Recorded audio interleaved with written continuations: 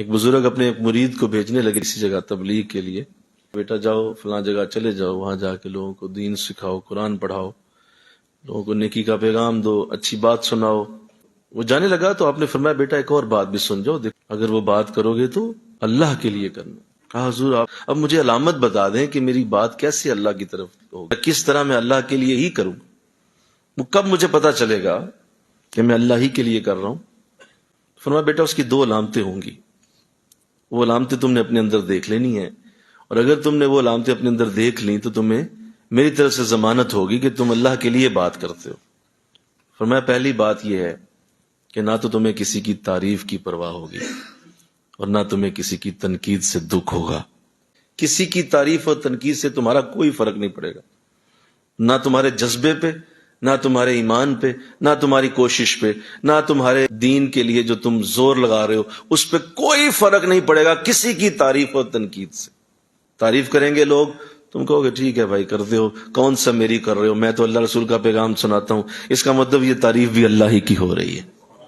اور اگر کوئی تنقید کرتا ہے تو وہ تم پہ کب کر رہا ہے؟ وہ بھی تو اللہ پہ کر رہا ہے۔ بھائی پیغام جس کا تھا اس پہ تنقید ہو گئی، تمہارے اوپر تنقید کیسے ہوئی؟ تم نے تو پیغام دیا بس۔ اس لیے جب تمہارے اوپر تنقید ہی نہیں ہے تو غم کس بات کا ہے، دکھ کس بات کا ہے؟ کوئی گرمی سردی، کوئی موسم تم پہ اثر انداز نہیں ہوگا، کوئی کسی مصیبت پریشانی تمہیں پیچھے نہیں ہٹا پائے گی، ہر حالت میں تم دین کی بات سناتے ہی جاؤ گے۔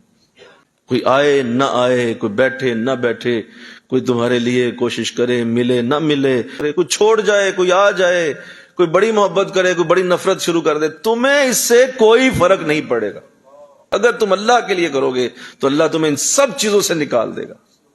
میرے نبی نے ایک جملہ بولا ہے، اگر کوئی میرے دائیں ہاتھ پہ چاند اور بائیں ہاتھ پہ سورج بھی رکھ دے پھر بھی محمد دین کو پھیلانے سے باز نہیں آئے گا صلی اللہ علیہ وسلم۔ یہاں پہ چھوٹی چھوٹی باتوں سے لوگ بھاگ جاتے۔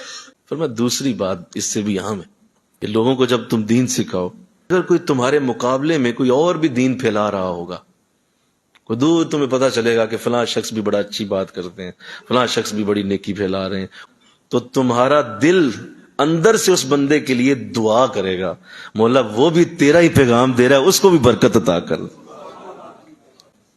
تمہیں اس سے حسد نہیں ہوگا۔ کہا اگر تم نے یہ کیا تو اس کا مطلب تم اللہ کے لیے نہیں کر رہے، تم نے لوگوں کے لیے یہ سارا نظام بنایا ہوا ہے، اور اللہ کو ایسے نظام کی کوئی پرواہ نہیں۔